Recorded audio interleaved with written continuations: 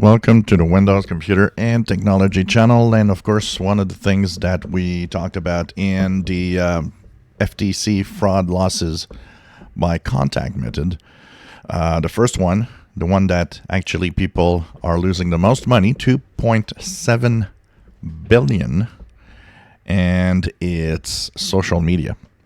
So you can maybe think, well, I don't understand. How can that be? Well, first of all, I have to say that Facebook and many social media sites have extremely low standards of advertising. So they actually will have ads that will pop up on your feed that are pretty much scams.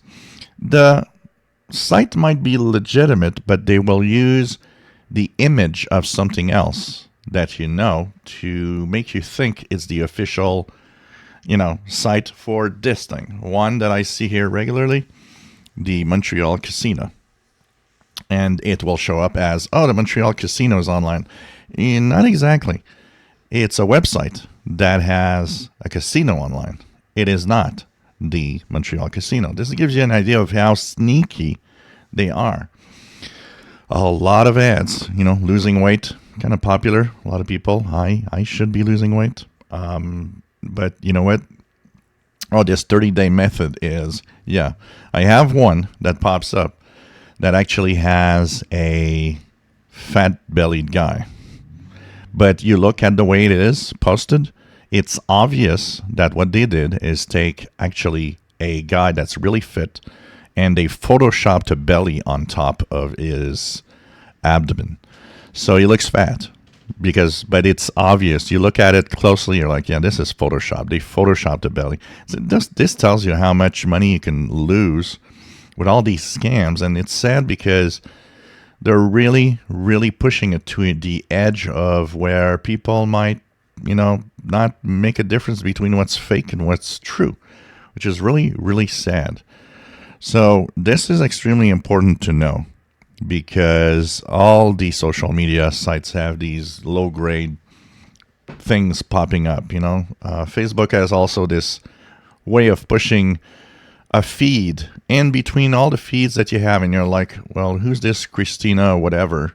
I don't have that as a contact, but she's selling something, a miracle cure for something. I don't know. How to be a millionaire in 30 days, that doesn't happen. It could if you win the lottery, which is really, really, really rare. But for the most part, you won't be a millionaire in 30 days. It doesn't work like that. And so there's too many of those. I would consider ads on Facebook, on Twitter, and on all social media to be trash and to ignore them. Whatever you see, even that cute little thing, like today, I got 2 cats. Today is, nice little cushions with a picture of your cats on it and so on. And you're like, they are cute, yeah. But you know what? The low advertising standards of these social media sites, for me, means stay away from all of that. Sometimes it's an app they want you to download. They'll fake some game that when you actually download it is not really what you were seeing. It's something else. It has the name. It's not really what you saw. So, there's just too many of those. And my number one rule would be to simply never purchase and ignore all ads on social media for a very simple reason.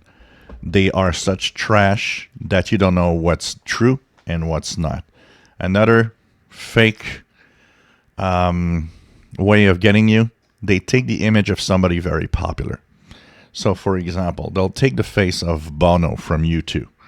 They'll put it on what looks like a news bulletin.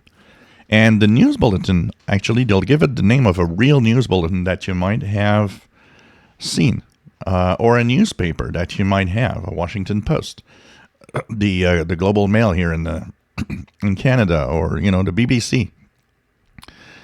But the problem is they never been there and never said that.